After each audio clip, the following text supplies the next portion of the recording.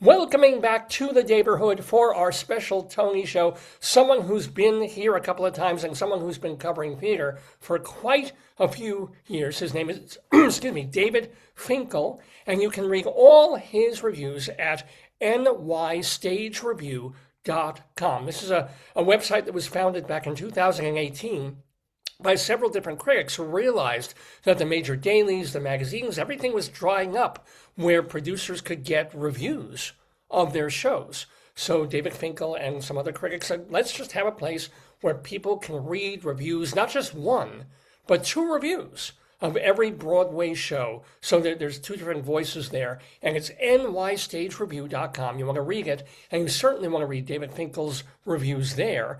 And we want to hear him here because he is going to be weighing in on the Tony category score for a musical. That's music and or lyrics. And the nominees are Steve Barganetti for Joe Turner's Come and Gone. Yes, that's a play. Jim Barn and Kit Buchan, I'm not sure if I'm pronouncing that correctly, for Two Strangers Carry a Cake Across New York. Cinco Paul for Schmigadoon.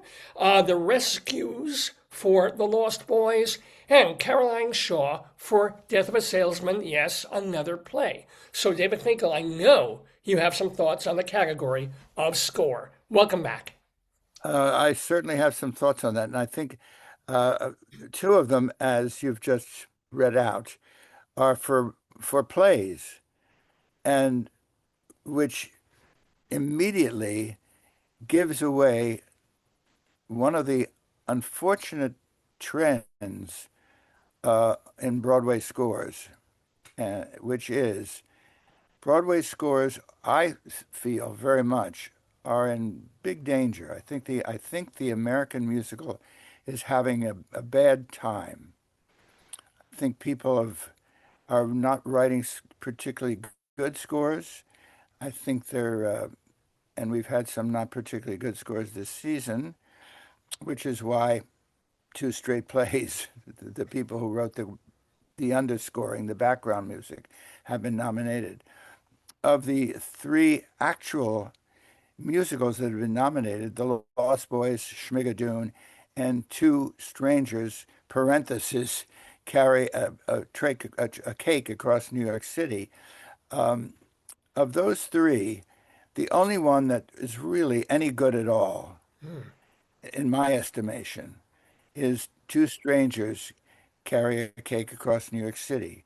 It's a two character, as the title suggests and promises, uh, two wonderful actors, Sam Tuddy, who's new from London, and Pitts, um, are the only ones in it, and they both have the right kind of charm for this charming score. The first song sung in it is introduced by Sam Tuddy, who last year won an Olivier Award in London, which is of course where the Oliviers are distributed, uh, for his work in Dear Evan Hansen when it was opened there.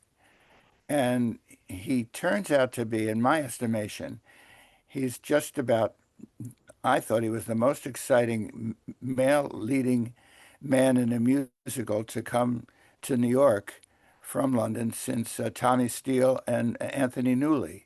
He's quite wonderful. You know, I want to interrupt you because I remember you telling us this last Tony show. You were saying, look out for this guy, Sam Tuddy. He's coming to New York and Two Strangers Carry a Did I Cake. say that? You said, and you were like, I you knew that a watch year this ago. man. Yeah. Yeah, well, he's terrific, and so is she.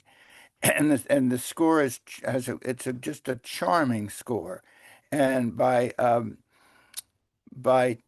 Tim, it's Tim Buchan. Wait a minute, Oh, I'm going to make sure I have this. Kit Buchan and Jim Barn. Yeah. I think he pronounces his name Buchan. Buchan. Okay. Tim Buchan and Jim Barn, um, who have written a, I haven't counted the number of songs in it, but there are at least a dozen, and they're all tuneful, and the lyrics are wonderful, and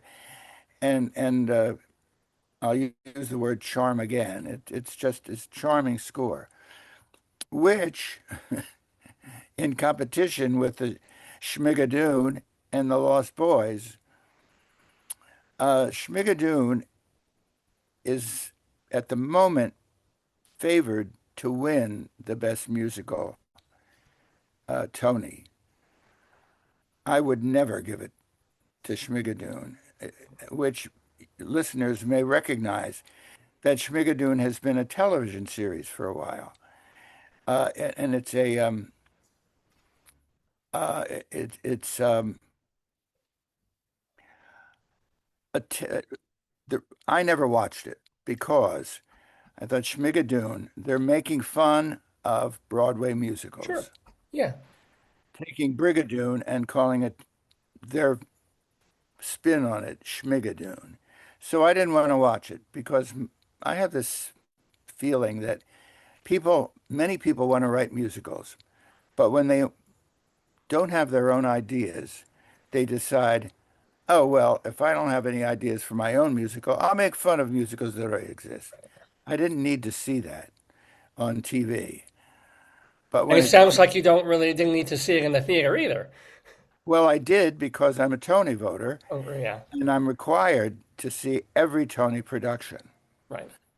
from the season. So I went to see Schmigadoon, which spins on the plot of Brigadoon, where two men who are wandering around Ireland, is it Scotland? Is it Scotland?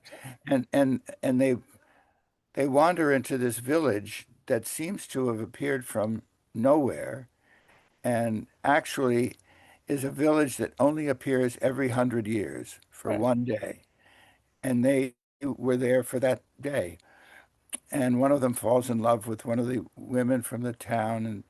And it's an Alan J. Lerner, Frederick Lowe score that's gorgeous, of Right. course. And so they've spun on that. Two people wander into a town that is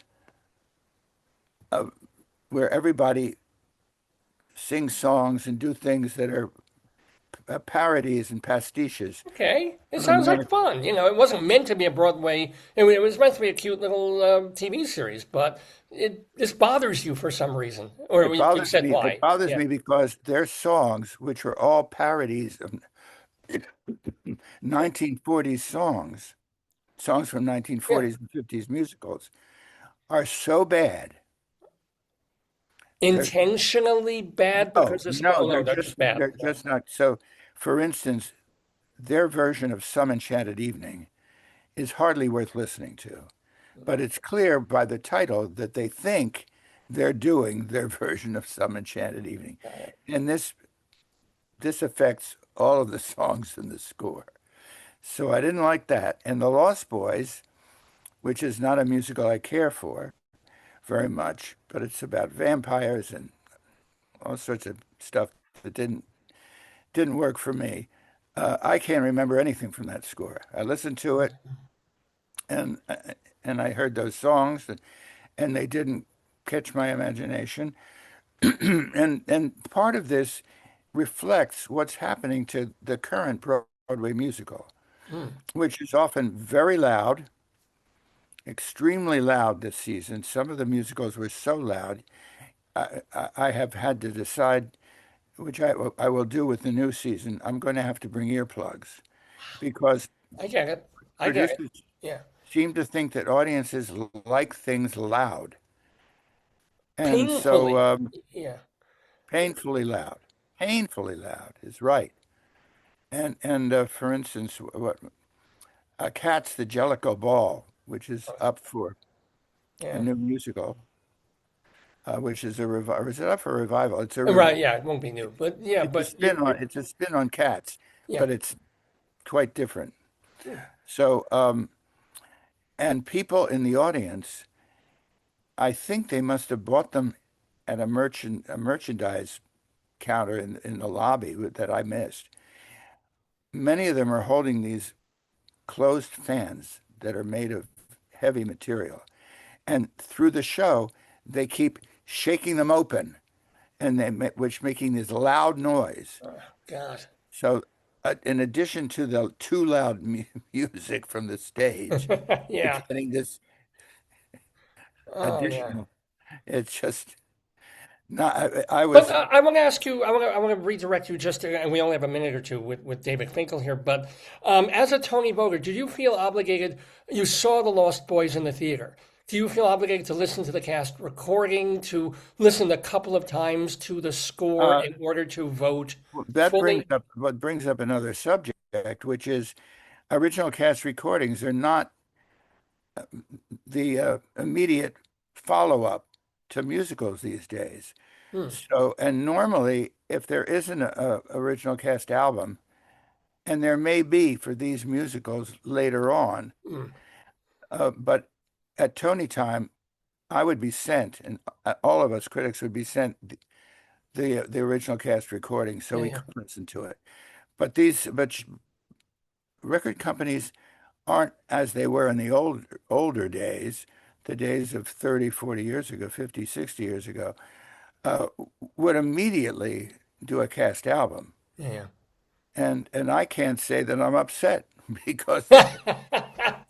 Well, let me not ask that. you one last question for David Finkel before we let you go. And we thank you and we want to remind people that, first of all, you can read his reviews at nystagereview.com, and also that he's got a novel coming out, his third novel, and that will be released in early November. It's called Dorothea Through My Eyes, which you can get on Amazon. So I want to ask you, David, quickly, what is the novel about? Oh, the novel is about a woman who leads the saddest life the narrator has ever encountered among his friends. Hmm, And so it's through my eyes means the novelist is seeing that side of this woman over a period of time through her death. Um, and okay. it just it's the saddest, and it's a version of some people I've known. And I just felt I was handed this story and I had to tell it. So I've told it. It's Dorothea Through My Eyes, written by David Finkle. You can only get that in November. But tomorrow, day after, please be reading him at NewYorkStageReview.com. David Finkle, I want to thank you very, very much for joining us once again in the neighborhood on our I Tony want to Show. thank you, Dave, for calling on me every year. I'm always happy to see you and talk. You It too much, but I'm happy to do was it. great. Thank you, David. See See you ya. next year. Bye bye.